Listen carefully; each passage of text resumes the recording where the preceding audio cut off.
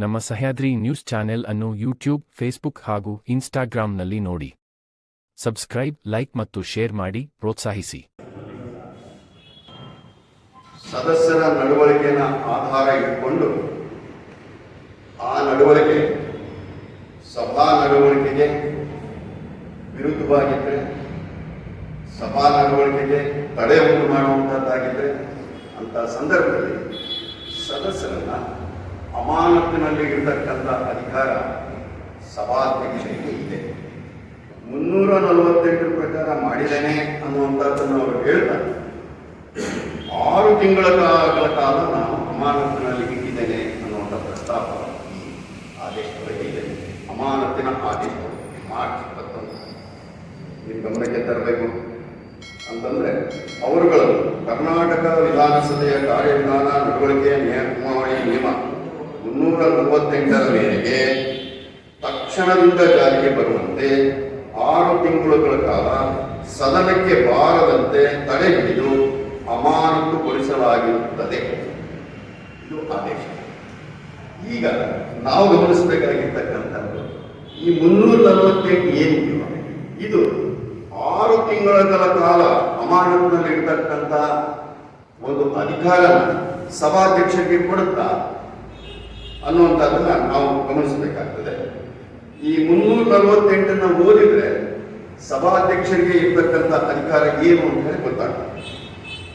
The speaker may, if he deems it necessary, name a member who disregards the authority of chair or abuses the rules of the house by persistently and willfully obstructing the business thereof. ಸಭಾ ನಡವಳಿಕೆಗೆ ಅಡ್ಡಿಯನ್ನು ಉಂಟು ಮಾಡ್ತಾ ಇದ್ದರೆ ಸಭಾಧ್ಯಕ್ಷರ ಅಥಾರಿಟಿನ ಪ್ರಶ್ನೆ ಮಾಡ್ತಾರೆ. ಆ ಸಂದರ್ಭದೊಳಗೆ speaker May, if necessary, name member, ಯಾರು ಈ ರೀತಿ ನಡವಳಿಕೆಯನ್ನು ಮಾಡ್ತಾ ಇದ್ದಾರೋ ಅವರಿಗೆ ಹೆಸರು ಹಿಡಿದು ಕರೀಬಹುದು. ಈಗ ನಾನು ಅಲ್ಲಿ ಸಭಾ ನಡವಳಿಕೆಯಲ್ಲಿ ನಾನು ಇದ್ದರೆ, ಸಿದ್ದರಾಮಯ್ಯ ನೀವು ಮಾಡ್ತಾ ಇರ್ತಕ್ಕಂಥದ್ದು ಸರಿ ಇಲ್ಲ, ನಿಮ್ಮ ಮೇಲೆ ನಾನು ಕ್ರಮ ತಗೋಬೇಕಾಗ್ತದೆ ಅಂತ ಹೇಳಿ ಹೆಸರು ಹೇಳಬೇಕಾಗ್ತದೆ. ಮೊದಲನೇದು. ಎರಡನೇದು, if A member so name, ಈ ರೀತಿ ಹೇಳಿ ಆದ್ಮೇಲೂ ಕೂಡ he shall forthwith put the question, ಈ ರೀತಿ ಹೇಳಾದ್ಮೇಲೂ ಕೂಡ ಆ ಸದಸ್ಯ ಅದೇ ರೀತಿ ನಡವಳಿಕೆಯನ್ನು ನಡೆಸ್ತಾ ಇದ್ರೆ ಆ ಪ್ರಶ್ನೆನ ಸದನದ ಮುಂದೆ ಅವರು ಇಡಬೇಕು. ಯಾರು? ಸಭಾಧ್ಯಕ್ಷರು ಇಡಬೇಕು. ನಾನು ಹೆಸರಿಸ್ತಾ ಇದ್ದೇನೆ, ಹೆಸರಿಸಿ ಆದ್ಮೇಲೂ ಕೂಡ ಅವರ ನಡವಳಿಕೆಯಲ್ಲಿ ಏನು ಬದಲಾವಣೆ ಆಗಲಿಲ್ಲ ಅನ್ನುವಂಥ ಸಂದರ್ಭದೊಳಗೆ ಅವರ ಪ್ರಶ್ನೆನ ಸದನಕ್ಕೆ ತಂದು ಬಿ ಸಸ್ಪೆಂಡೆಡ್, ಅವಾಗ ಅಮಾನತನ್ನು ಮಾಡಿ the from the service of the house during the reminder period of the session. ನಾವು ಗಮನಿಸಬೇಕಾಗಿರ್ತಕ್ಕಂಥದ್ದು ಎಷ್ಟರ ಮಟ್ಟಿಗೆ ಅಮಾನತನ್ನೆಲ್ಲ ಇಡಬಹುದು ಅಂತಂದ್ರೆ, ಅಧ್ಯಕ್ಷರು ಅವತ್ತಿನ ದಿನ ಆದರೆ ರಿಮೈಂಡರ್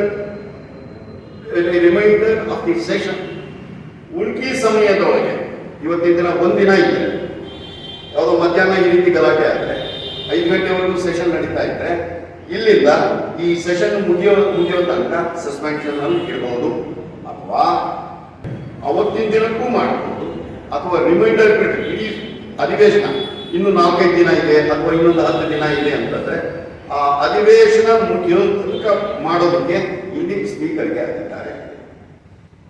ಪ್ರಶ್ನೆ ಇರ್ತಕ್ಕಂಥದ್ದು, ಸಭಾಧ್ಯಕ್ಷರು ಎಲ್ಲಿವರೆಗೆ ಅಮಾನತಿನಲ್ಲಿ ಇರುವಂತಹ ಅಧಿಕಾರ 348 ಇದೆ ಅನ್ನುವಂಥ.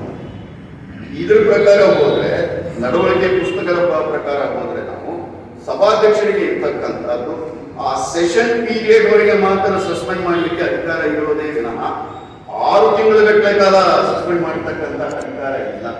ಹಾಗಾಗಿ ಮೊದಲನೇದು, ಈ ಏನು ಮಾರ್ಚಿನ ಆದೇಶ ಇದೆ ಇದೇ ಅಸಂವಿಧಾನಿಕ. 6 ತಿಂಗಳು ಸಸ್ಪೆಂಡ್ ಮಾಡಿರುವಂಥದ್ದೇ ಅಸಂವಿಧಾನಿಕ.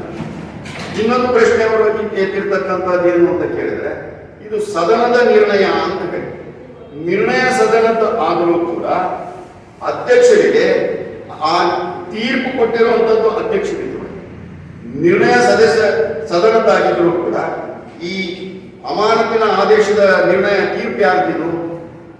ತೀರ್ಪು ಅಧ್ಯಕ್ಷರು. ಹಾಗಿರೋದ್ರಿಂದ ಅಧ್ಯಕ್ಷರು ಯಾವಾಗ ಬೇಕಾದರೂ ಅವರ ತೀರ್ಪನ್ನ ರಿವ್ಯೂ ಮಾಡಬಹುದು, ಪುನರ್ ಪರಿಶೀಲನೆ ಮಾಡಬಹುದು. ಅದರ ಅಧಿಕಾರನೂ ಕೂಡ ಅದು ಜನರಲ್ ಅಧಿಕಾರ ಇರ್ತಕ್ಕಂಥ ಅಧ್ಯಕ್ಷರಿಗೆ. ಹಾಗಿರೋದ್ರಿಂದ ಮೊದಲನೇದು ಈ ಮಾರ್ಚ್ 21ರ ಆದೇಶ ಇದೆ, ಇದು ಅಸಂವಿಧಾನಿಕವಾಗಿರ್ತಕ್ಕಂಥ. ಯಾಕೆ ಈ ರೀತಿಯಾದಂಥ ಸನ್ಮಾನ್ಯ ಎಚ್ ಕೆ ಪಾಟೀಲ್ ಇರ್ತಕ್ಕಂಥ